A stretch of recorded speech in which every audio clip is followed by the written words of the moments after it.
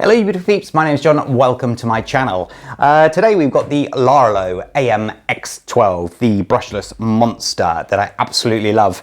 But I've started to do a series of clips, basically how-tos on all of the cars that I own, and I'm going to be starting off with this AM-X12. It's going to be a 5-part series, not all in the same video, basically because the video would be 2 hours long. Nobody would want to watch that. And it's going to be broken down to the front suspension and wheels, rear suspension and wheels, the differentials, then the motor and the drive shafts, and then lastly it will be the steering and obviously things associated with that specific topic. So steering issues, for example. So today we're going to start off with the front suspension and wheels. Let's get into it. So here we go.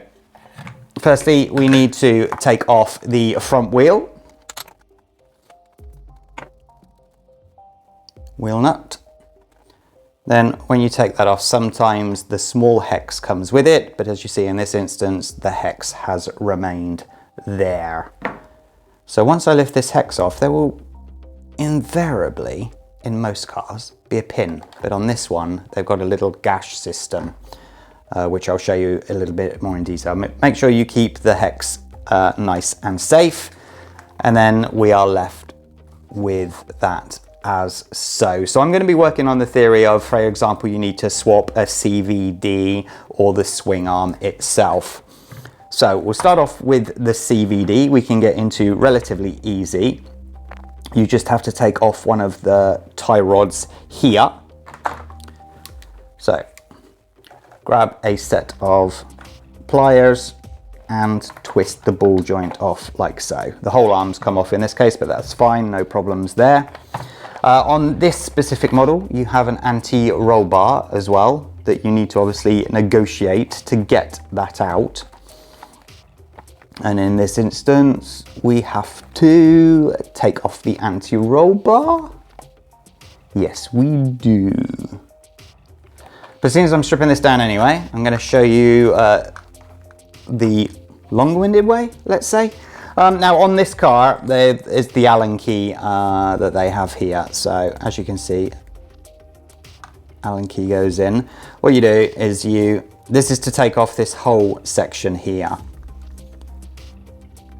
Do that there, and this tiny little screw comes out. Very important. It actually does a very important job, and it stops this pin here from coming out. But to get this pin out, you have to turn it upside down. You see that little hole there? You need to find something thin to push into that and all the way through. Now the thing that I usually use is a very, very thin, I've either got the Allen key or this one is just the normal screwdriver head. And you would, as you see, push it in like so, and then push it through. And as you're pushing it through, the pin is coming out this side, as you can tell. So then you just grab hold of the pin and pull it out. Once again, keep the pin safe. So once I take this off, you can see this whole unit comes out now, and that means that we can now take the CVD all the way out. It comes out that easily. So if this is bent or this section is broken, that's how you get this part out. Now, seeing as we've got this off already, I'm going to actually just twist this. If I twist this, the ball joint will come off, you see, and then I can show you this in detail as well. You've always got a bearing one side and on the inside there, so you need to sort of keep that in mind. But then I'm just going to take these apart and show you how that goes together. Once again, you've got to undo that one there and this one here.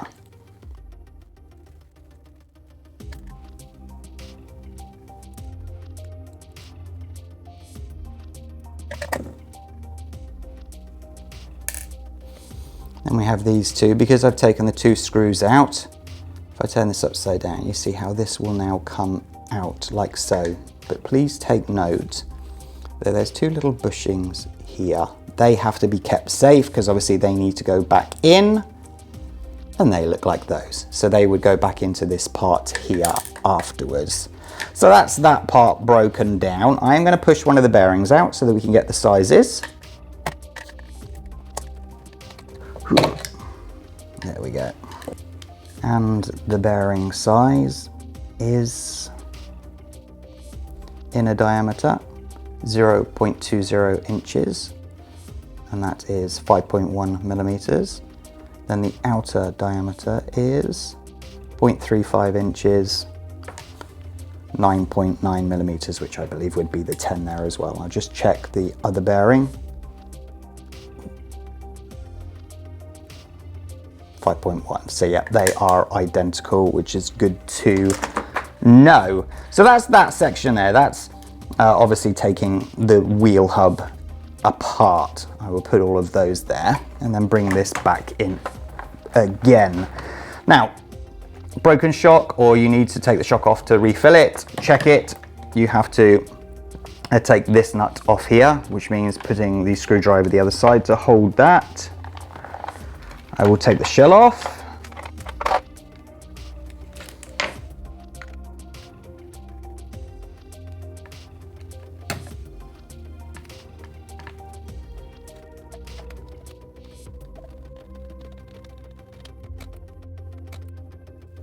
That's the parts there. And then on the lower part of the shock, you just have to take that off. Always keep an eye on which hole you take things out of. If there's two options, see that one, there's 2 options. It goes on the outer one. That's the lower one. Try and keep the bits together for the specific areas, like what I'm doing. And there's the shock. Now, shock. To get into this, if you're just replacing the oil, you can just unscrew the top. And you would twist it around like that. Try not to use pliers on it. It's very important. Let me just get that out of the way and I'll try and twist it. It's not doing it. So I'm going to get further into it. This is how you take the shock apart. Lift the spring up and then this lower section comes down, pops off. Spring off, and then this ring can come all the way off if you need to take it off. Now that gives me more of a grip here to try and... There we go. Now you can see that that is unscrewing there. I'm not going to take it off because there's nothing wrong with my shocks, so I'm going to leave it like that. But as we are here, this is an identical shock to that one. So I will show you what it looks like inside. Grab pliers here as low down as you can. Where's my super duper?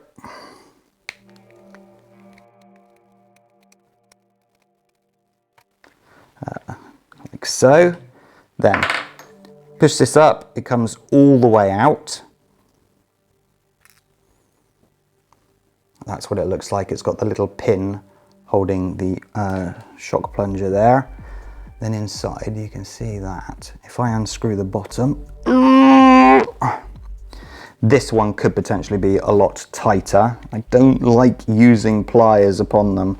Try and hold them as best that you can. Try not to chew anything up.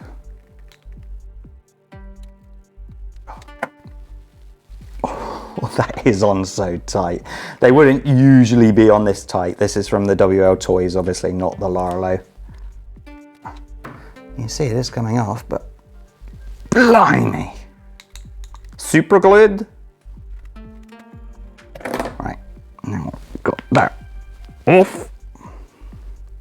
You have the cover there, and then inside you have 1 or 2 of these rubber rings. In this case, there is 2. In the RLAARLO there is also 2, and then the stopper there. So that's how your shocks are made up. So now back to the car. Steering we will be doing in another episode, so I'll just get that out of the way. Anti-roll bar, as you can see, goes across all the way across the front and to the back there. That basically stops the car from wallowing when you're driving either side. The best way to get into this would be,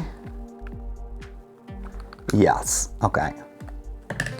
You can just fit that into there, but this bolt is going to come out and rub, so it's always best to take off the front bumper here.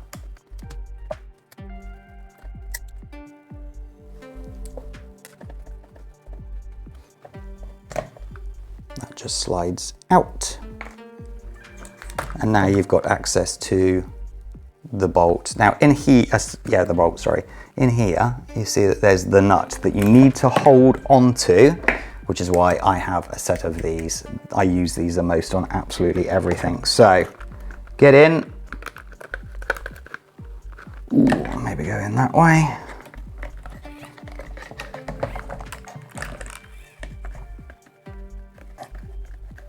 Can I hold that like that? Yes.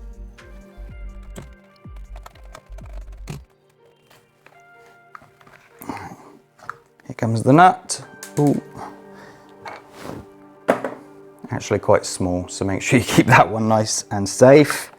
And then, when you pull this bolt out, your swing arm is now 100% free. So let me just undo the anti-roll bar, sway bar.